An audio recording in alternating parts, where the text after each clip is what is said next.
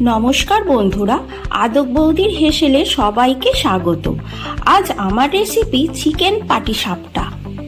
প্রথমেই আমি 500 গ্রাম ময়দা, 1 চিমটে নুন, 1 চামচ চিনি ও 2 চামচ তেল দিয়ে গরম জলে ভালো করে মেখে নিয়ে রেস্টে 10 মিনিটের জন্য রেখে দেব। এবার ওভেনে কড়া বসিয়ে তাতে সর্ষের তেল দেব। তেল গরম হলে তাতে কুচনো পেঁয়াজ ও কাঁচা লঙ্কা দিয়ে কিছুক্ষণ ভাজবো।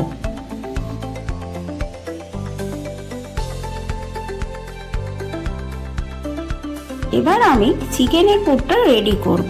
300 গ্রাম চিকেন ভালো করে ধুয়ে জল ঝরিয়ে এই রকম করে পিস পিস করে কেটে নেব।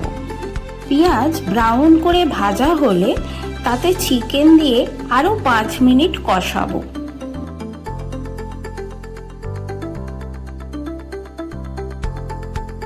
এবার একটি টমেটো কেটে তাতে দেব। তারপর 1 চামচ হলুদ, 1 চামচ লাল লঙ্কার গুঁড়ো, 1 চামচ ধনে গুঁড়ো, 1 চামচ জিরে গুঁড়ো আর আদা রসুনের পেস্ট 1 চামচ করে দেব। খানিকক্ষণ তারপর কষিয়ে নেব।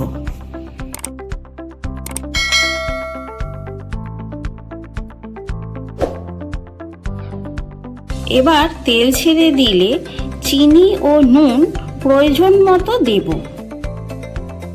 এবার ধিমে আঁচে মাংস কষিয়ে নেব। দেখুন বন্ধুরা, চিকেন থেকে তেল বের হতে শুরু করে দিয়েছে। এবারে 1 চামচ মতো গরম মশলা দিয়ে দেব।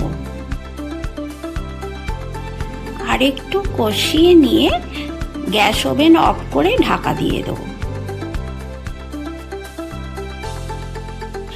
আমার চিকেনের পুর রেডি। এবার ময়দা মাখা থেকে বড় লেচি কেটে রুটির মতো বেলে নেব। একটি বাটির সাহায্যে সমানভাবে লুচির মতো গোল গোল করে কেটে নেব।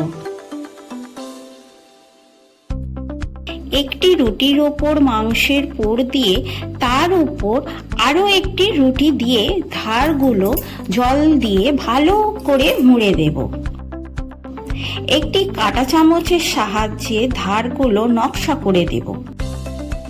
এবার ওভেনে কড়া বা চাটু বসিয়ে তাতে চিকেনের পরোটাগুলো ভেজে নেব।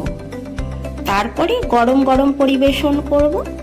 আমার চিকেন পাটিসাপটার রেসিপিটি যদি ভালো লেগে থাকে তাহলে অবশ্যই বাড়িতে একবার হলেও ট্রাই করবেন।